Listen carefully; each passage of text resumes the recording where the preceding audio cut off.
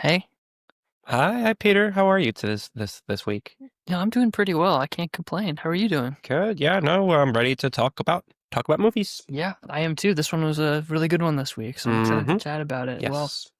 hey everyone, welcome to episode 2 of the Idlewood Movie Reviews. We're back here coming to you from Hemlock, West Virginia to chat with you about movies and Mhm. just share a little bit of life with you, if that's cool. Flora, how was your week? How was your week so far? It was a normal week. Yeah, just spending a lot of time in the library, that kind of stuff. Just a normal week. Yep. Cool, cool. I had a pretty decent week too. Hmm? I did a little investigating on some of the folklore Mm. around the Sycamore Trail, You and I don't thought it say. would be You don't kind of say. cool to share it with the audience, the stuff that I learned. I guess. Hmm. So some of the stuff I learned this week, as we talked about last week, it's a perimeter trail around the Idlewood Wilderness, which is, it's a cool trail, but it's a designated undeveloped zone. What was it Yeah, called? this is actually the only one of these in the country. It's a code 237 designated undeveloped area. Okay. Um, it's strange. There aren't any other, it's not a national park. It's not a state park. It's this very specific thing. And there's a lot of more sort of stringent legal protections and for kind of Byzantine.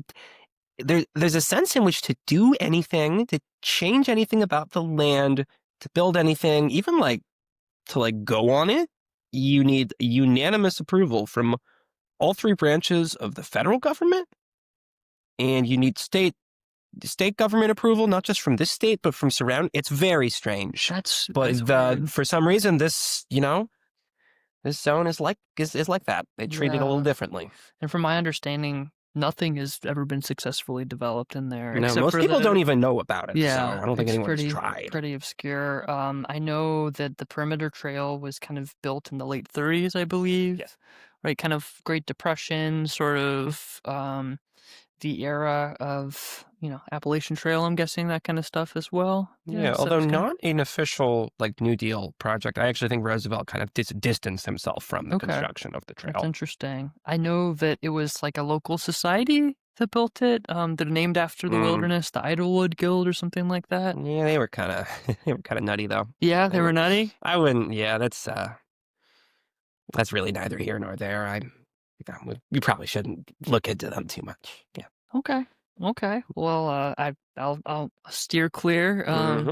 from their kind of stuff, but I was researching the cool folklore about the area and the legend of the trails that go off into the woods. So just to catch everyone up to speed, the trail flares are white on the Sycamore Trail, and you go around the perimeter, you follow the white trailhead. Yep. Follow the But white, you'll be all right. That's what they follow say. the white, you'll be all right. That's what I've heard. But sometimes hikers have reported there are other trails that kind of veer off from the main trailhead, and they usually are marked kind of with an etching in a tree or something like that. And they say you're not supposed to go down those trails. So Yeah, I I mean, think it would be, it's a little campfire story, sort of. yeah. I mean, some hikers maybe say that, but maybe they're smoking a little of that Mother Nature or something. So you can't really trust them. Well, So, some of the people in this town, I was talking with Murray from Murray's Hiking Supplies. If you ever stop by that place, he's a cool guy. He's adamant that he's seen one of those before. So I wouldn't be opposed. I've been meaning to do a little trek in the trail fairly soon. And if I come across one, I might, yeah. peek my head down or Well, something if like Murray that. said it, I might put a little more credit to the stories. But that just surprises me. I would want to hear that more details from him. It's possible that you misunderstood what he was saying because I just don't. Well, just follow the white. You'll be all right. That's all you really need to remember. Okay. Yeah, you don't. Just stay on the path. Stay on the path. Okay. Stay on the path. Well, We have a movie to review. We do, we Yeah, do. yeah. So I think like last week, what we'll do is you wrote the summary this week, so I can kind of Yes. read it off of So here. I've seen this movie quite a few times. I actually watch it every Mother's Day just for personal reasons. Yeah. Okay.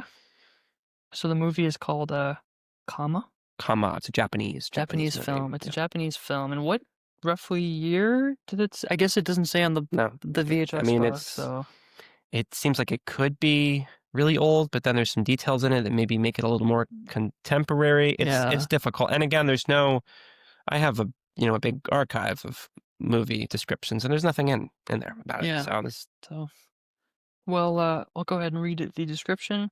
An extremely old man lives with his younger wife and their infant. All day long, he cuts wheat in the field with a scythe. At night, his family eats silently. One morning, he wakes up and his wife is left with the child. He appears to have no response and continues to cut the wheat. One day, a car arrives at the old man's house, and there's a couple inside on the run from the law. They've just robbed a bank, and the young man has been shot and injured. They hold the old man at gunpoint and force him to hide them. For the next few days, the couple hides out while the man continues just to kind of live his life, cutting wheat in the field, and appears not to acknowledge their existence. At one point, the police arrive, but this man simply says nothing in response to their questions, and they move on. The young man's injuries worsen, and without medical treatment, he slides into delirium. The young woman begins to talk with the old man while he cuts wheat in the field, although he still does not respond. The young man becomes insanely jealous and tries to murder the old man, but the um, effort it takes ends up killing him. The old man buries him in the field. The old man and the young woman continue to live together. She talks to him, cooks for him, and they even make love. But he only occasionally even acknowledges her. Eventually, she gets pregnant with his child, but over time, the old man's stoicism bores her, and she leaves with the child. The old man resumes his weeping, and one day he keels over while cutting the wheat in the field, and he dies. This film is 4 hours long, and it's in black and white, so yes. it was quite a film.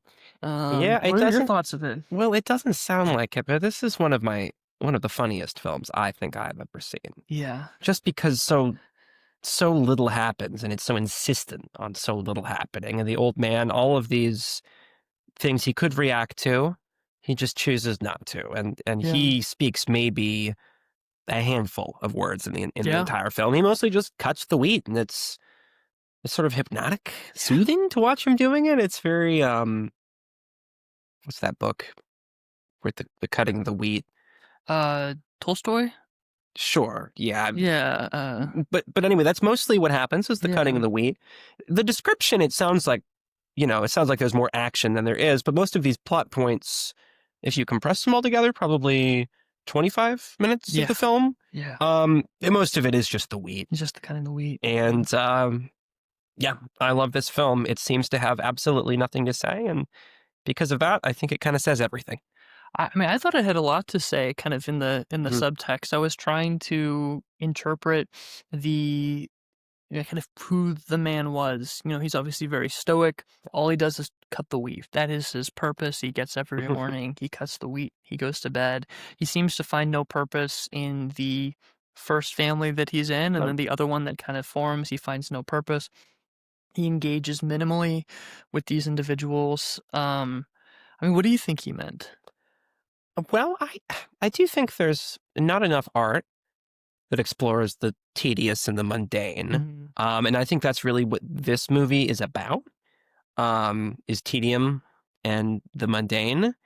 And how do you take something like a story where there's basically absolutely nothing Yeah, and make it engaging? Because it is engaging. Do you agree? it's so You can't really look engaging. away from the screen for all 4 hours. And the first hour there's not a word spoken. Not a word spoken in the whole first hour. The baby cries a little bit, the Yep. infant cries, but and and and then the scenes though with dialogue do, because of the juxtaposition, are very striking. I particularly, the young man, the criminal, when he comes and he's shot and he's delirious, he's kind of a motor mouth, he's talking a Yeah, lot, and it's a very nice contrast, I think.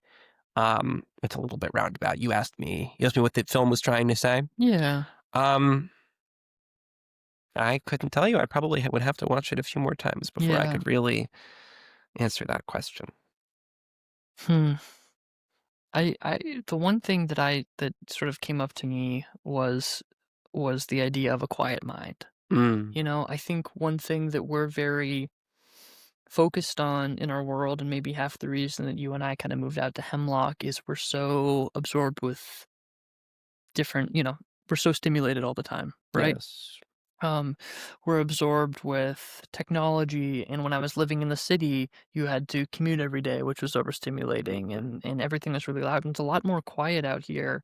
And I think one thing that I've heard some people talk about in I practiced a little meditation when I was younger. Mhm. That one thing that's really lost is having a quiet mind. Our minds are stuff stimulated, and it sounds like, I mean, maybe he could have been thinking about things, but he didn't interact. All he thought about was, I have my scythe, cutting the wheat, cutting the wheat, cutting the wheat. And I haven't seen a film really tackle that topic before, which No. was interesting. And there are some intense moments that occur, right? Hmm. There's obviously his family leaving him is emotionally intense, but then he's held at gunpoint, Yep. and he's almost meditative as he interacts with these things, Well, right? and It's the, like, the, the, the, the criminal with the gun, he's bleeding profusely, yeah, It's actually sort of gruesome. it's very gruesome in a way, but he maintains equanimity through the entire Hmm. thing, Equanimity, which is that's the word for beautiful. it. So the film is perhaps about equanimity, but it presents us with the question. Um, on one hand, you have us in the world who have very active minds, very maybe agitated minds in some ways, right? Yes. And he has a very quiet mind, but what is his life worth in the end? Is it asking us to maybe find a mean between those two? Or is it really just a presentation of what that kind of life looks like for us to just sit and contemplate?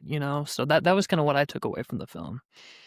Yeah, this is one of those films where it would be nice if we could find some scholarship on it or some Yeah. references from but no one. I've poured through volumes of film criticism, and no one has ever mentioned anything about this film. So Yeah. it leaves me wanting a little more. It's like a lot of the films in this box that we spend our time looking at.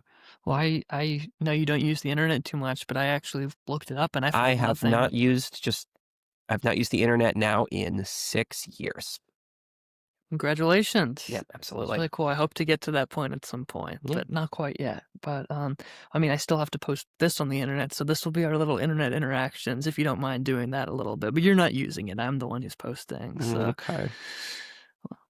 okay. Well, I guess that'll conclude our episode for this week. Is there anything else you want to say on this topic? No, Okay.